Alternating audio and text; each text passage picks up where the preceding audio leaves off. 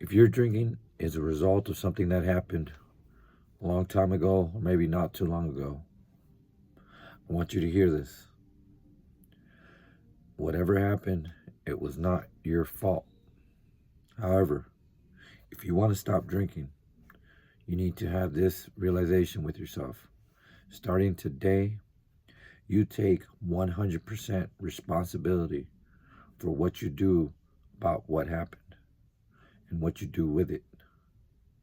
Because staying in the mentality of victimhood is going to keep you stuck in your addiction, stuck in the mindset that you deserve to be in a place of suffering. And the truth is, God does not want you there. That was not what he put you on this earth to be. However, whatever pain, whatever trauma you experienced, as hard as this pill may be to swallow, you needed to go through that in order to get to the point where you're at now, where the bearable, what you've been able to put up with for so long, has now become unbearable. Where living a life of comfort, where being drunk, being hungover, finding every excuse to drink has become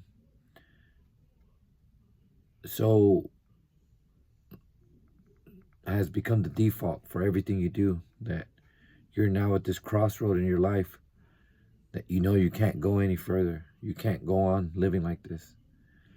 And you have to understand that most people will never get there. Most people will slowly drink themselves into a life of misery that they just can't ever get out of. But you, my friend, are at the perfect place in your life to where you can say enough is enough.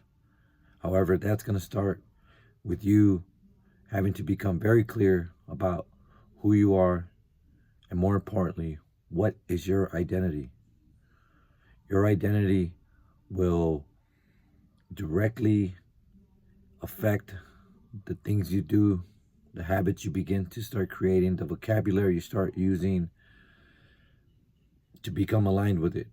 Because as long as you continue to make yourself a victim, to paint yourself as an alcoholic, as an addict, then I promise you, your actions will follow that. That's just the way it goes. So today is the day that you say no more. That you start writing a new story for yourself. In the Bible, God sends Moses to Pharaoh to free his people. And Moses, still not being sure of himself, asks God, "Whom shall I say sent me?" And God says, "Tell him, I am sent you." I am is the most powerful thing that you can attach to yourself. It can also be the most detrimental thing. So take a second to take that in, to really think about the things that you have been saying about yourself to other people and in your own mind, and realize how that's been connected to everything that you do. So here's what you have to remember.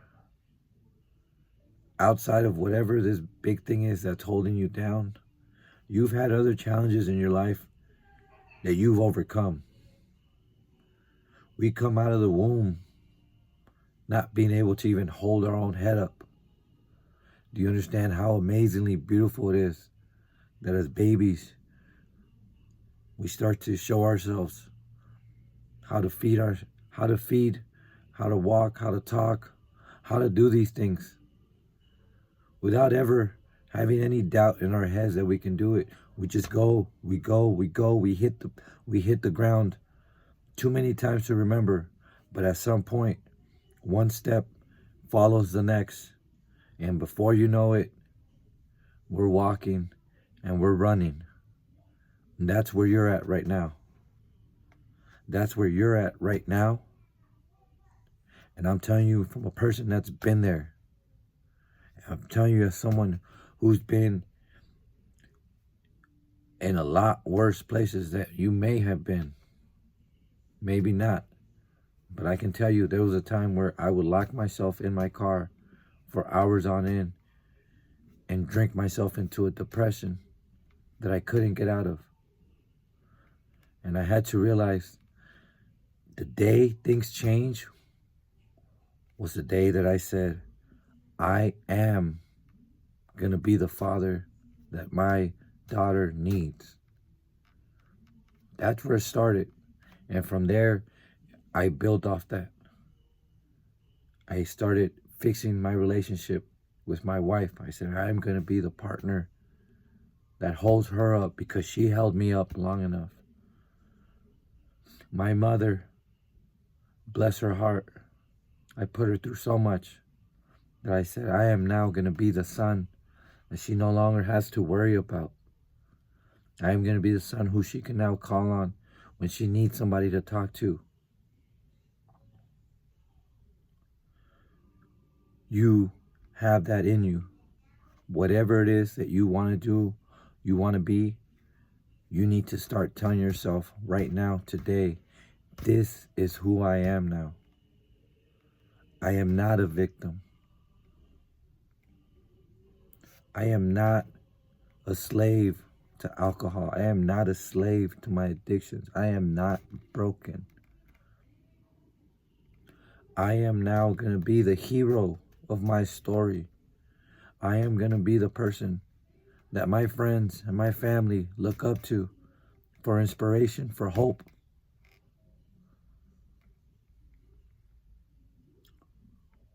So I'll leave you with this.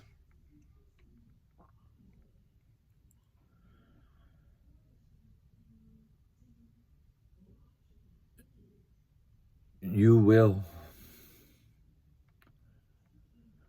have setbacks.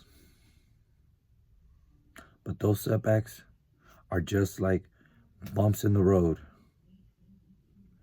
You don't stop and pull over and go home every time you hit a bump in the road. You take a second to realize what happened. You readjust and you keep going. You keep going, and you know that you're not in this by yourself. That God has always been there with you. That when you felt you were alone at your worst, that's when God's presence was there the most.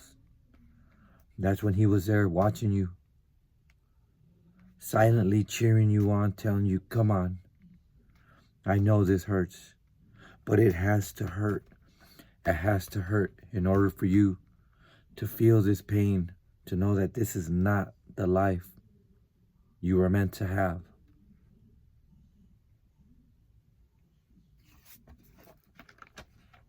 I pray for anybody right now that is suffering, for any fathers, any mothers who want nothing more than to be the parent for their child,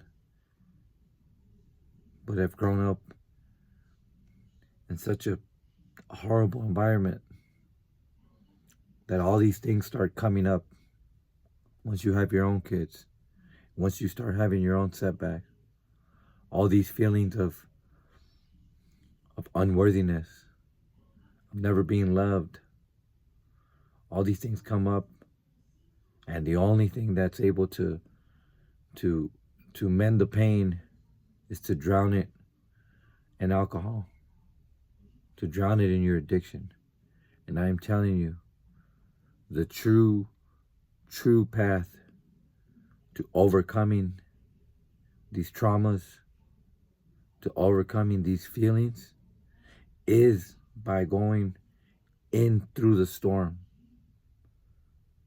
by getting sober, by starting to exercise, by starting to eat healthy, by finding that relationship with God through the Word of God, meditation, personal development, All these things, these are all weapons that you will use in your favor, to rewrite your story now.